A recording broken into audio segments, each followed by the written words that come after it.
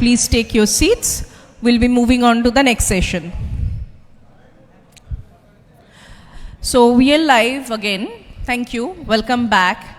So what's next beyond NESSUS, presented to you by Tenable. We will start with a short video of the presenting sponsor.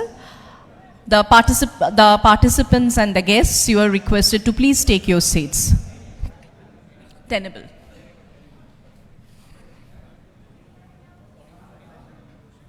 As organizations continue to expand their operations online and add devices and applications to cloud environments, the modern attack surface is getting infinitely broader. Cybersecurity teams are under siege with new risks and challenges. Multiple point solutions producing various reports across security silos, mixed with a lack of context about which threats to tackle first, make it extremely difficult for companies and governments to answer the question, how secure are we? In many instances, it's not until a breach occurs that a vulnerable asset is even discovered. Organizations are searching for proactive and preventative cybersecurity programs that enable them to visualize weak spots in their defenses and find vulnerabilities and risks to the business before attacks happen. Tenable, the exposure management company, has launched a new platform that solves these underlying problems. The Tenable One Exposure Management Platform delivers visibility of cyber risks in a unified view and helps customers easily understand their unique attack surface. This helps them prioritize which threats to remediate now and provide comprehensive, easy-to-understand reporting for business leaders so they can make informed decisions, confident they have the full picture. Exposure management is the future of the cybersecurity industry. Tenable One enables organizations to operationalize both preventative and proactive security measures with ease.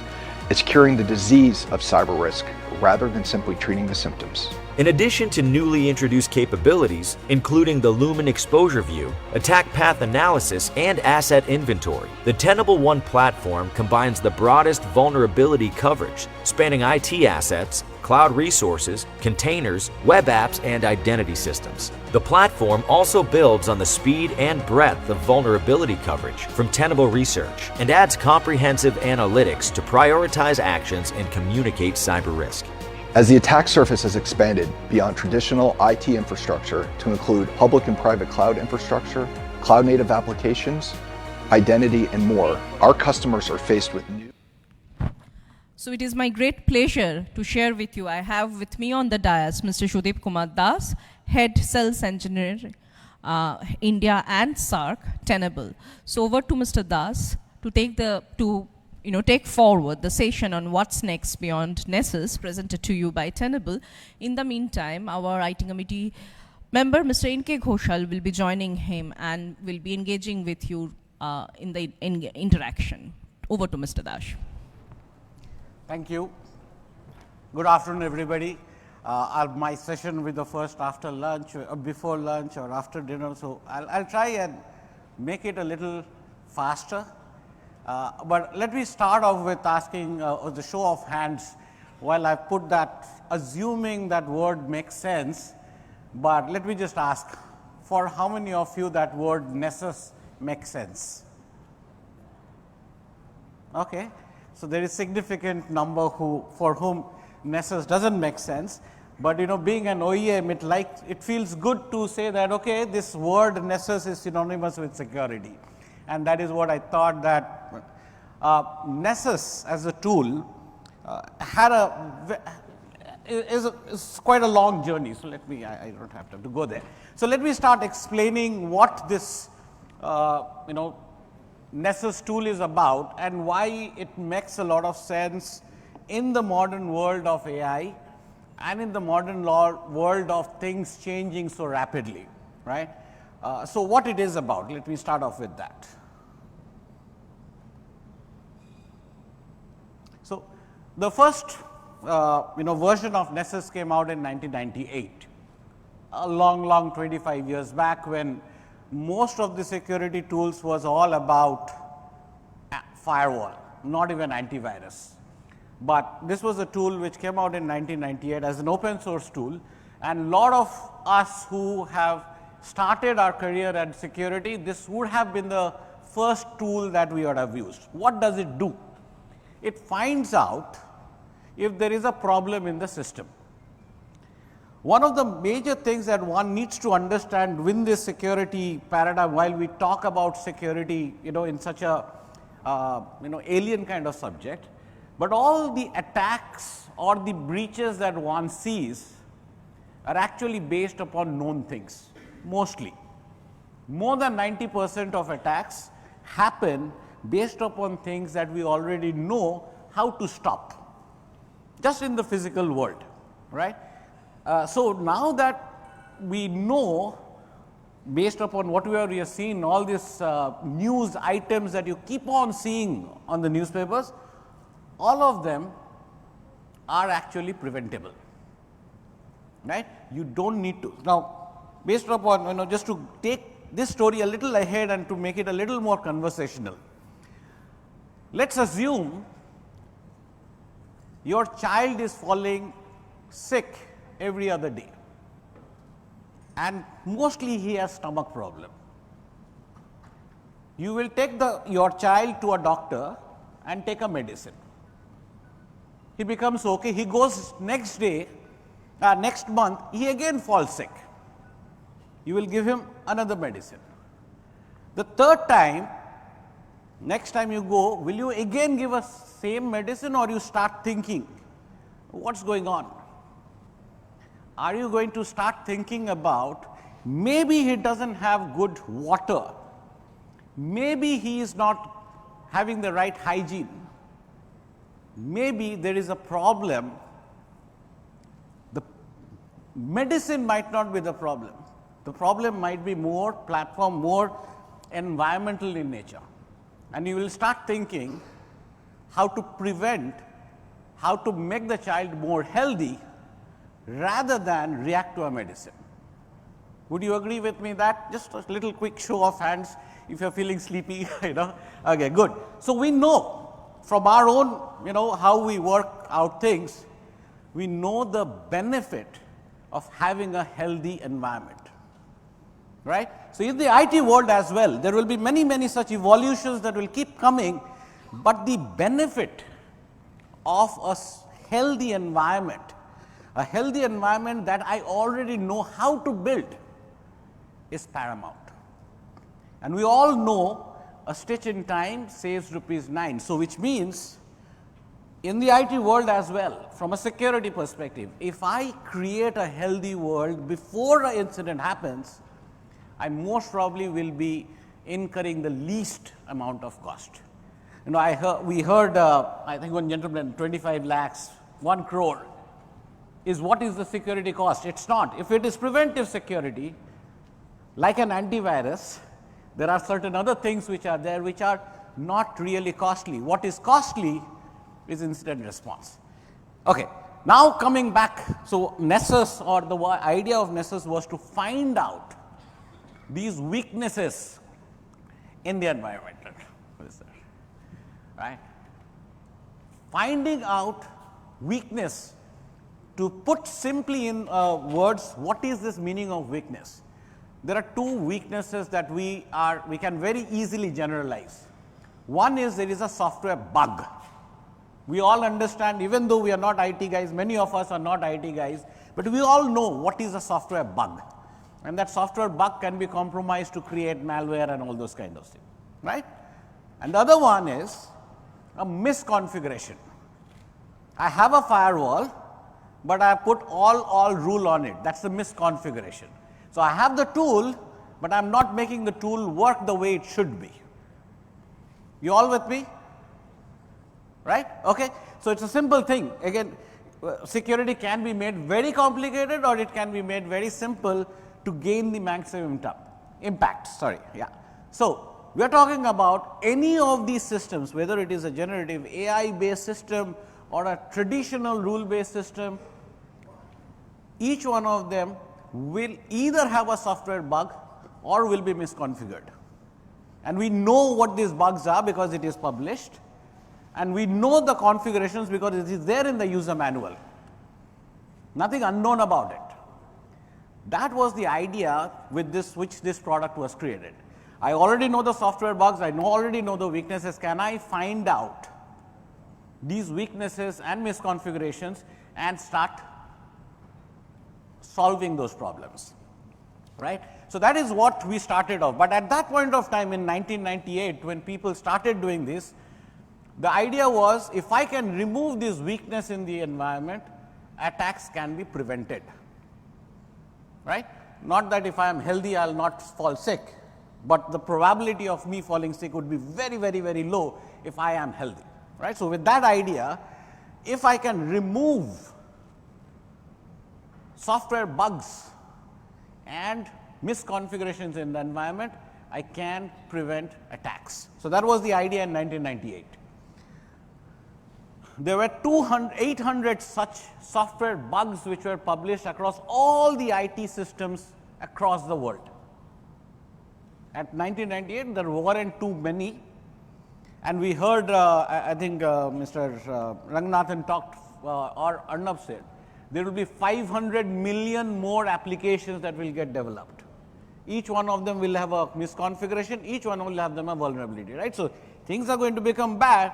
So, what we happened at that point of time when there were just 800 software bugs known to people, in 2023 the thing has changed drastically.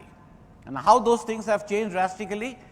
We have different kind of, we talked about hybrid cloud, we talked about generative AI based systems, hybrid cloud deployments and so on and so forth. So, the technology platforms, and we also talked about IoTs and connected cars and so many things. We all have heard how a normal server in 1998 is now being done with so many different other IT or edge systems.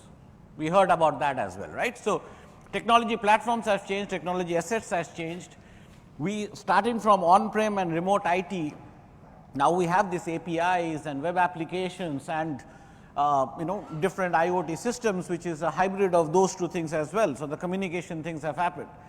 Many of these systems are connected to the outside world, where you are allowing anyone to connect to those systems. So, internet facing systems, right.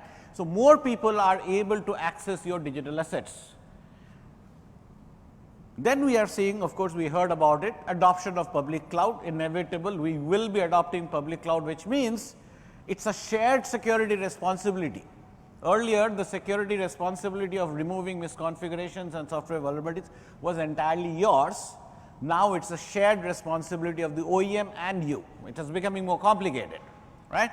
And then, of course, we have opened our factories up, the factories where the temperature control systems and so many more other systems, which are all controlled by devices which were very well protected with the boundary, but now that boundary is gone, because you want to manage those PLCs right from home, which means the idea of Stuxnet. Stuxnet, how many of you have one? Just one, okay, 1, 2, 3. The entire nuclear reactor came down, but it was not a remote attack. It was physically somebody planted the malware in their environment. It was necessary then, so many years back, because that Iranian nuclear reactor was not internet enabled. Today, pretty much 100% of our factories are internet enabled, which means I do not need to send a spy to put a USB. Stuxnet can happen, and it is happening across the world, where the factories and the manufacturing lines are getting compromised, right. We have heard about this California water and all of those stuff. It is quite well known, and it is going on, right. So, OT systems are getting, so attacker motivations, threat types are changing, attack techniques are changing, and ultimately you just need one phishing attack to compromise the entire thing, right. So, you can safeguard everything, but you have a bad bad food, your food poisoning will kill you, and that's it, right. Now, that's not a very good corollary, but if an identity is compromised, all this good work can simply be compromised, because that guy anyway has the privileges, right. So, identity compromise is again another massive problem, which has led to so many regulatory frameworks, people are moving around. So, 800 vulnerabilities with which this solution was created in mind now has just exploded. But interestingly, NESSUS still is one of the first tools that a security organization will buy, right. It is still one of the most go-to products to find out weaknesses and to find out things. The problem is now, when at that point of time it might have been 30, 40 lines of activity, that same tool now is now giving you lakhs and lakhs of activity to be done. And that is where that 1 crore comes into picture. Because the reality is there are lakhs of problems to be solved. What will you solve? So, you give a consultant to solve all of them one by one by one by one, and that translates to a crore. Now, the problem is well understood now. So, what do we do? Right? So, what is it that we needed to do? So, that is what. So, we still need to prevent attacks, right? That use case is still not gone. What we need now is a little different approach towards that same problem statement, right. So, what we have done is added up this vulnerability management with plethora of other techniques. We are still producing that 1 lakh lines, right. So, we have got OT security, but we have started putting numbers on these 1 lakh lines. We have started prioritizing them. We have said this 1 lakh is good, but it is only this 5 that might compromise you. The others are problems which may not get compromised, and so on and so forth. So, it is just like I have a lot of problem in my body, but if I do not take care of my cancer first, the others are immaterial at this point of time, as of today. Tomorrow, it might be something different. So, prioritizing with everyday problems, right. So, that is what we try to do. We put a risk based vulnerability management solution, but then after that another explosion came with cloud, with OT. So, those lines also. So, we added up. What we started doing was, no single weakness or no single vulnerability is going to compromise. It is always a sequence of things that together makes life very, very bitter. It is not just one problem. If it is just one problem, most probably you will still survive. But you have got a good multiple connected problems, you are dead. What are those multiple connected problems? That is what we call as attack path analysis. So, once I look into that 1 lakh problem areas, try and connect them, and there is only a few of them that connect to each other to say, this really is something that I have to take care of. So, what we call as attack path analysis and attack surface management. Again, I will not go to this. So, ultimately we came up with this platform, which we are now calling, instead of a vulnerability, we are trying to say that you are exposed to a particular problem. Now, essentially the raw data is still the same. Why we needed a new word? For example, we needed generative AI to be a word, metaverse to be a word. They are all built on AI, but we needed a new word to be, so that our human mind can associate with it and start thinking a little differently, right. So, it is still vulnerability management, but we want to call it as exposure management, because now inherently you are measuring it and prioritizing it. That is what we would like you to associate the word exposure management to. It is no more just lines of vulnerabilities or lines of software bug, but a reason or a point where you can compromise the system today, not something that is Hawame, right. So, that is what is the idea of. And again, of course, people have said, if you form this approach of exposure management, one, it will be cheaper, second, it would reduce, we heard Sanjay sir talk about disaster management is almost an unsolvable problem, but disaster risk reduction is a solvable problem, right. So, this is what we want to do. We want to reduce the risk to a manageable level where I can start working on it. Okay. So, and another thing that we heard about was all these problems really are interconnected. as I talked about attack path analysis earlier, right? It's not a software bug, it's not a misconfiguration that is a problem. It might be a problem, like food poisoning, everything, but most of the time it are multiple related things together which creates a problem. And so here we are talking about application level vulnerabilities, software level vulnerabilities, and so many. So again, these are deeply IT oriented in nature, right, and it becomes difficult for people who are in business to really understand. That is where you need systems which will do this correlation, tie this whole thing up, and be able to answer this simple question, am I secure? Now, there is no single way of answering this question. So, we came up with an idea of how can I answer this particular question, under what boundaries can I say, am I secure or not, from an IT perspective, right? Is it a security from data loss, or security from availability, or security from, I don't know, there are many such risks. So, am I secure, that simple sentence which the board keeps on asking, I am sure at some point of time you would have asked yourself also, am I secure? And there are so many different angles to this particular word. What we are trying to say is that there is one way of defining am I secure, and that is through the lens of vulnerability and weakness. Do I have a vulnerability which is known? Do I have a misconfiguration which is known?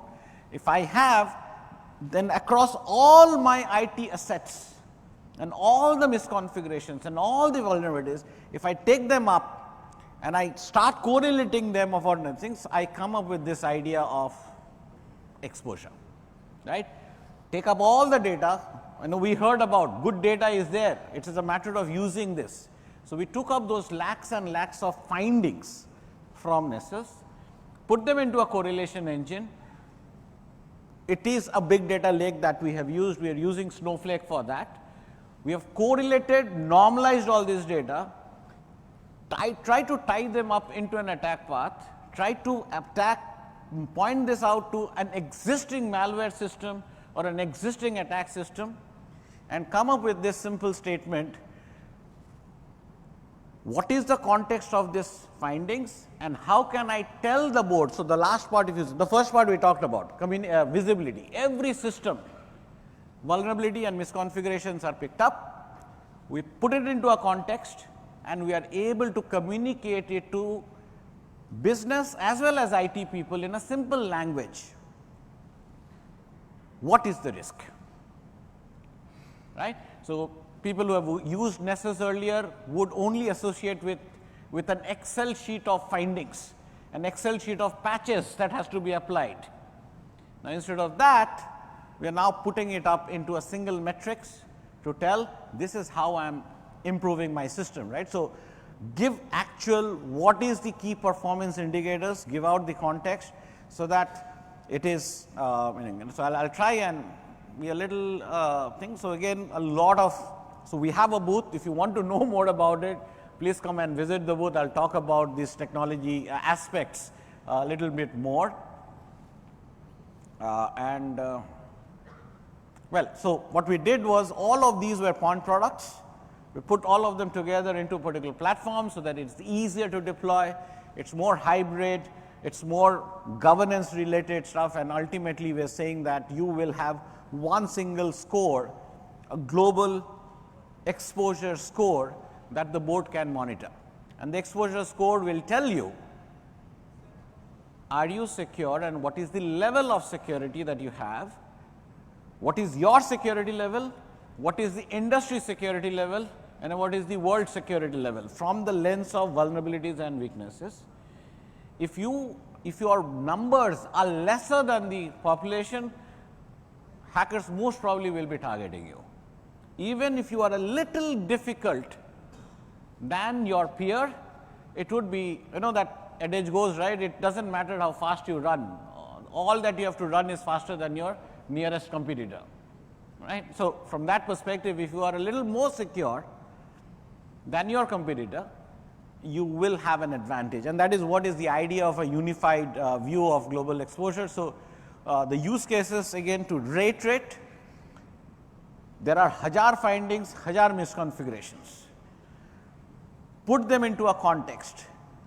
Find out which are these most probably is going to get attacked, and that is where AI helps us to reducing or predicting what attack can happen to you, so that you start acting only on them and not all the problems that you have, right? A risk-based decision and communicate. So, I'll just click through a few of them, right, and be able to understand what do I have enough number of people to handle all my findings, what is the prioritization, should I be reacting to incidents or can I work proactively from those incidents, right. So, those are the insights that I am able to give. I'll again skip through this particular stuff, which is talked about an attack path analysis. I think, I think this attack paths will not be very more useful, right. So, I am just skipping. So, the idea is don't focus on the problems. The problems are automatically assessed and given to you. You will have the list. You can run NESSUS on a daily basis. Today we do it every 6 months. Many of us do for every 6 months or every 1 year. You actually can run it every day, because vulnerabilities are created every day. It is published every day. When was the last time you heard about a newspaper claiming that a lot of people are getting compromised? Which was the last one and when?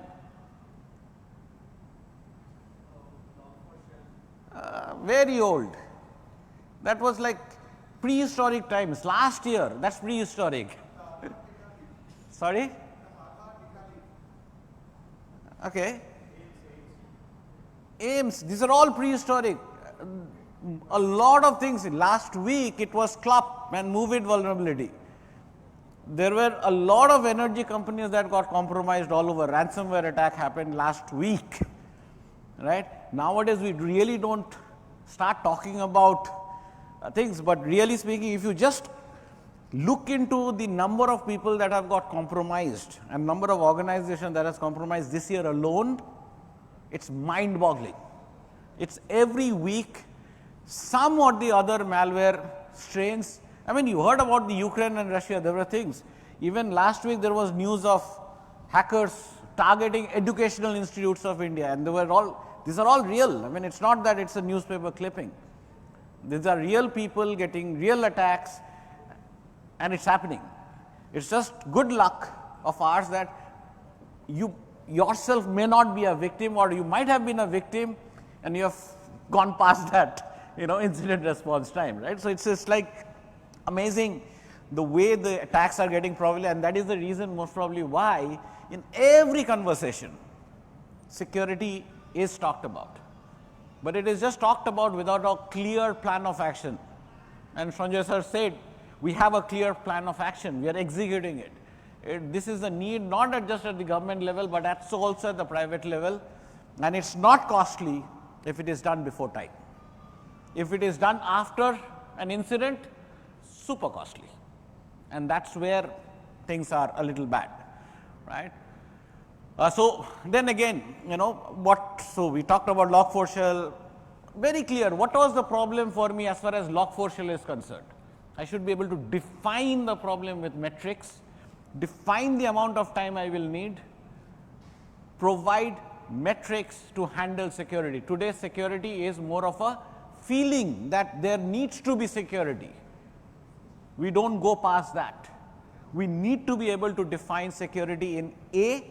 This person will go onto this system and do this task. It should be as clear, and most probably when I am able to define it, I should be able to automate that particular process and take care of it, so that humans are focused more on risky stuff rather than this redundant stuff which we already know about, right. So, when we start thinking about it, this problem becomes a solvable problem. It is solvable today. It is just that we have just not sat down to do this extremely mundane and boring task. Today, it is seems to be quite glamorous to be able to say I hacked a system. It is not glamorous to say I protected a system, right. So, we need to be able to inculcate this idea that protecting the system is also an extremely glamorous work, more productive work, right? And that's what I'm trying to explain through these slides out here. So this idea, what I talked about, how can I communicate? So this particular picture, if you see, talks about, am I today going to get compromised if I am targeted by, let's say, Log4 shell? In a clear, definite answer to my board, I should be able to do it based upon. So I can say, for in this example, if I were targeted by the sandworm threat system, there are 6 different machines which will get compromised if I am targeted, right? Most probably I will not be, because I am not that important, maybe, but there are 6. For Log4 shell, none. For MoveIt, none, right? You can come down to my booth and I will show you all of this, right? So the screenshots and all are never too good on things, but you should get an idea that I can answer my problems in a definitive, in a very, very quantitative way, right? That helps us create up the plan of action, right? What I have also tried to do, again, very, very difficult slide, but this is one of those benchmarks that the community has built to say or document every attack that is known to the security world, which is called as the MITRE framework, right? In the MITRE framework, every known tools and tactics is documented. Every tool and tactics that is documented also has an underlying technology. If that particular technology has a vulnerability, then you can very well say that if the world of attacks is this, there are 7 different attacks that will be applicable for me. And in those 7, these are the 15 different activities that I have to do, and so on and so forth. So again, the definition or the communication of security, and if I have to do these 15 attacks, I have one person, I can't do this. I need one more person, and that person needs to be at this skill level or this level, So again, to define the need of what is the investment that I need to do in security today, this kind of health, it is exactly something like, if I know my health lab reports, if I have done my dental checkup, if I have done my blood reports, I know exactly how much money will I be spending to do good dietitian or a physio or whatever. Until and unless I know what is the problem, I can't define my plan of action or the budget that I need, right? So again, these kind of analysis helps identify what are the problems, what is the kind of investment that I need to do. When you have the investment in place, you will be secure at the end of the planning or end of that action plan that you have, right? But without these kind of systems, it will, again, I am picking up on that word because that is the reality. It will be worth crores and hence no budget, hence no action. That is plaguing our world of IT environment. It is, it is just snowballing. Today there are 5 vulnerabilities, I did nothing about it, tomorrow another 5 came out, today it became 10. And at the end of the month it is 100 vulnerabilities, and now it is unmanageable. Let us not do anything about it, let us just accept the risk and go forward. That is what is happening, right? Right. My last slide, and if I don't know if I have time, I would like to do a demo, but that is what we are talking about. We take up every bit of system, whether it is a camera in my IT environment or a fridge which is connected in my data center or the server or the mainframe, whatever is the IT system which can be compromised in my environment, scan them for misconfigurations and vulnerabilities. Take them all together, find out which is exposed to the internet, prioritize them, put them in a simple to use remediation plan, and track whether the remediation plan is being executed in the right time frame or not. Repeat this process, you will have the cheapest security control in place with the highest ROI, right? Well, that's what we feel that can happen, but when it's executed, it's a different world, but you need to start taking that step, right? So another thing that it is, so this thing is by itself not going to do anything. It is going to use the entire security ecosystem, the communication with your SIM, communication with your patch, communication with your CMDB, etc. So again, the IT part of things, there's a whole bunch of communication that need to happen with this number, so that the data is disseminated in a meaningful manner, in a timely manner, right? One slide about who are our biggest partners, a whole list of partners that we have. This is around 300 plus odd systems with which we connect, so to make sure that our reach is the best things. Okay, that is all that I had. How much time do I have? Do I have any time for demo? 10 minutes? I do? Okay, perfect. By the time I'm picking up this, if there are any questions, please feel free so that I can get my demo up. You can take this off. Okay. Any questions? Yeah. Thank you for the amazing session. Having myself used NESSUS, I can vouch that it's a great product indeed. But having seen the entire slide, I am wondering, so it protects almost many genres of the technology that we have in place right now. And you might be aware that we are already have started categorizing it as Web 2. So what is, do Tenable have any plan using NESSUS or any other products to secure the Web 3 platform that is going to come, which is entirely born out of the blockchain technology? I haven't seen in the slide. Thank you so much. Yeah, okay. You have to define a little bit more. Are you saying blockchain as a technology? What is our approach towards it? Or web applications? No, sorry, sir. So the question is about the Web 3 in particular. Web 3, if I may explain. So it is basically. No, see, again, yeah, sure. A mode of whether it is Web 2 or Web 3 or Web 4, Industry 1, Industry 2, Industry C. The point is, at the end of the day, if I simplify the thing and say, this is a technology item, does it have a vulnerability? Of course, if it is a software behind it, it will have vulnerability. If it is a configuration, it will have configuration. So one of the slides you would have seen web application security as one.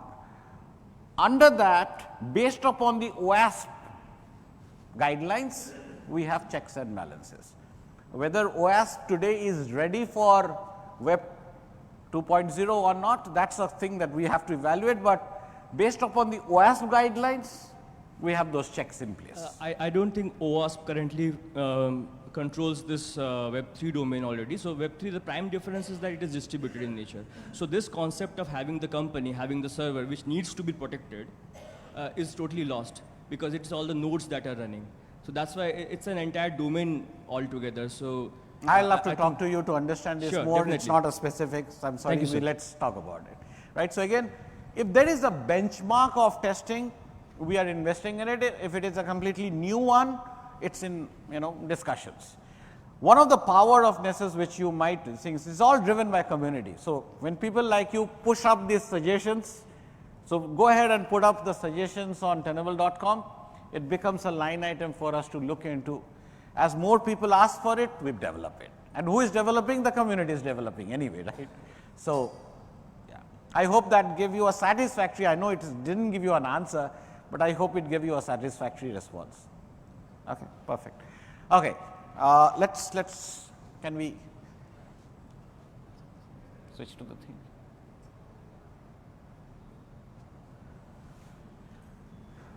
Right. So, so what we are saying, we talked about the three different things, right? One is visibility across all IT systems in my environment, right? So that is the thing that we are trying to say through this asset inventory use case. When I click, when I do my assessment and when I do my discovery, any and every element that can be compromised is brought under a single system. Now, you will ask, why do I need this if I have got my CMDB, I've got my so many different systems where I'm tracking all my assets. So why is this different? This is different from the perspective that I am finding out. It's not just the, can you put on the net? My.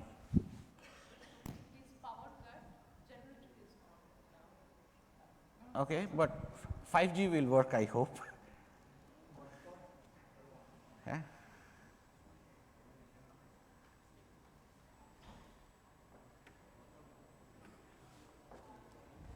Check it.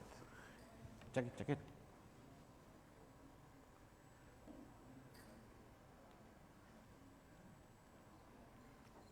Thanks.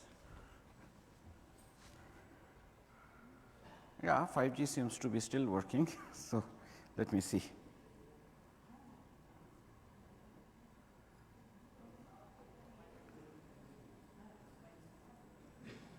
Okay. So what I was saying was asset inventory provides a reconciliation point through an independent mean to find out which assets are there in your environment, both from an inside view as well as an outside in view, right. Everything that the internet is seeing, you should have a view of that. Surprising fact, most IT connected internet facing organizations have a view of around 10 to 15% of the asset that is actually on the internet. That is the statistics across the world. What is the case for your organization, only you can assess and tell. But the idea is, if you think you have 10 systems which is connected to the internet, the reality might be 100 systems. That is the statistical benchmark. Any of you would agree with this kind of idea that if I know 10, I actually have 100? Have you ever felt like that through any of your assessments? Any show of hands? Or what is the ratio that you feel is more correct? That if I have 10, I know it is 10. Anybody have? While this thing comes up, can we make it a little more? Well, I mean, it does not need to be a right or wrong answer. Every answer counts, right? Anybody? If you have in your Excel sheet 10 systems to be on the internet, are you sure these are the only 10 systems that are connected to the internet? Okay, what is it? I am saying most probably you have 100. How many do you think from a ratio perspective? If you stay at 10, most probably let us say 15, usse zyada nahi hoga. What do you feel? Exactly the point, right? So you adoption of internet might different. I mean, the world of this is a world statistics. Well, still not coming out. The world statistics where the European or the things are more connected to the internet. India may not be as connected to the internet. So which means 10 and 100 may not be applicable here, but it is definitely going to be more than 10. And when one of those systems which is not in your list gets compromised, you are still responsible, right? Okay, I'll go forward. I'm not getting enough responses, but this is not working, and that is the power of cloud and the power of edge. We talked about that the cloud might be available, but the edge is not there. Well, that's the end of story, and I think I'm a victim of that, right? Well, I think I'll just wait for you to come to our booth where I can show you the demo if you feel interested. So we'll put it for that. And Kenji sir, if anything that from your side.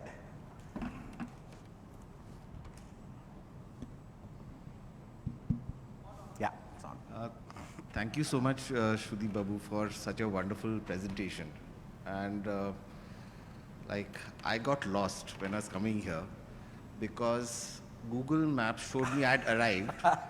And actually, I was standing inside, I was in a place where there's a building under construction.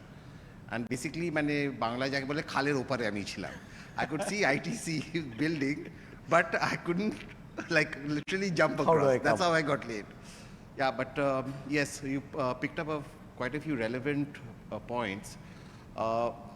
whoever's interested in getting deeper into this technology and is interested in zero trust and stuff like that, please go visit Shruti Babu in his booth. Very knowledgeable gentleman, and like he's been working with NESSUS and a lot of other products for a significant amount of time. If there are any more questions, if there like So, since there's no well, demo the demo happening, didn't work, so you can please, I could see some hands which were raised that side. So if there's anyone else who would have any questions, please ask away.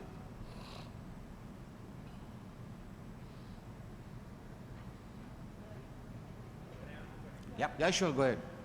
We are there as well, so at least.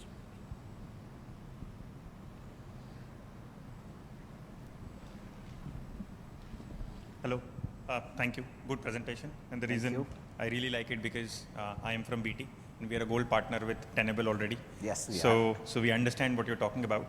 I think all the organizations dealing with cloud and cybersecurity and cloud farming have another roadmap. This is a very different question, right? On sustainability, like we are causing a lot of carbon emission. 3 to 4% of carbon emission is because of what we do on cloud and server. So what angle is Tenable taking from a sustainability point of view to be able to prevent that from a e-waste management? Because I think that's going to become a big topic in next 10 years. Any thoughts?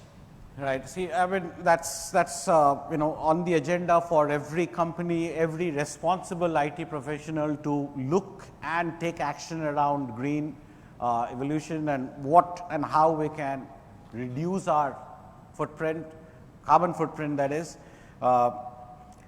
I don't have exact answers around what exactly are we doing. One of the things that I do know, one of our move into cloud was, so Tenable was a pure on-prem laptop based stuff, right. So we have started now making the edge more lightweight, pull the data into SaaS and see if SaaS can help us reduce our overall computational requirement, right. So that's one of the things that we're doing, virtualization, containerization with the aim of reducing the footprint of the software. That's always been one of the things.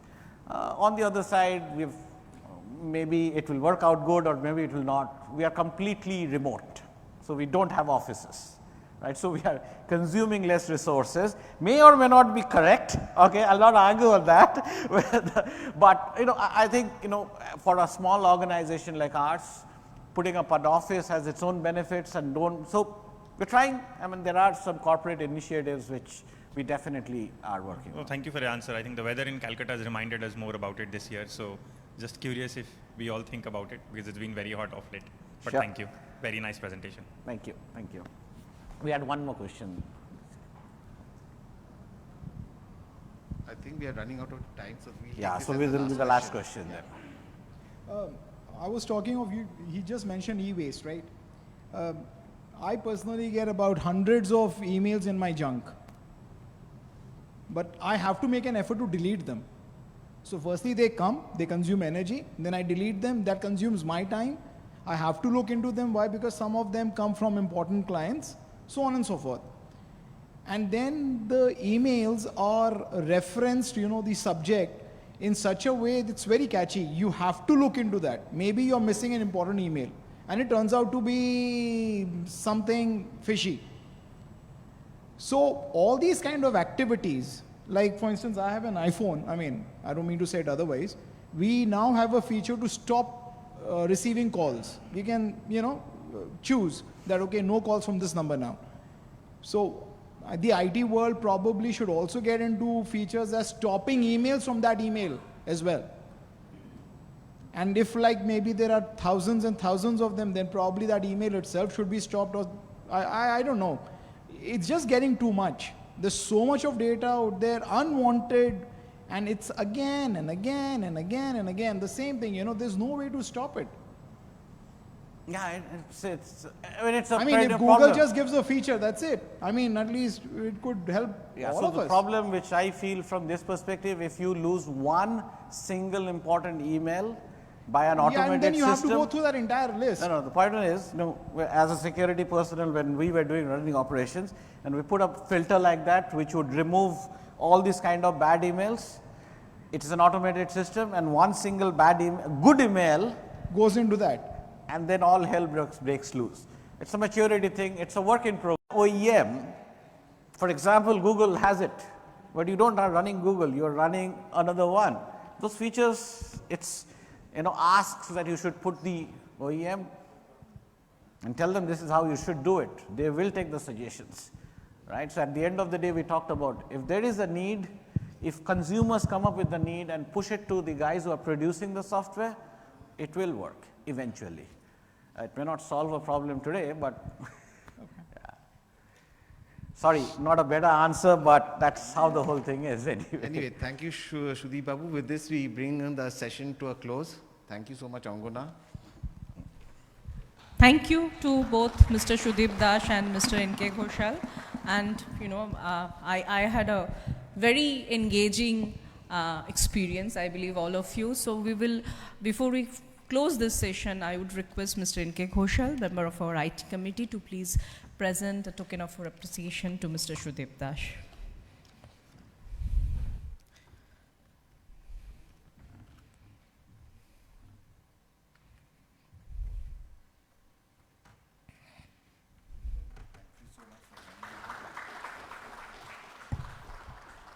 And I would request Dr. Chiranjeev Bhattacharya to please present a token of our appreciation to Mr. Ghoshal, but Mr. Ghoshal is not a guest. You are very much our person, but we wanted to take this opportunity to express our gratitude to you. Thank you. So we can close this now and go for the... So the next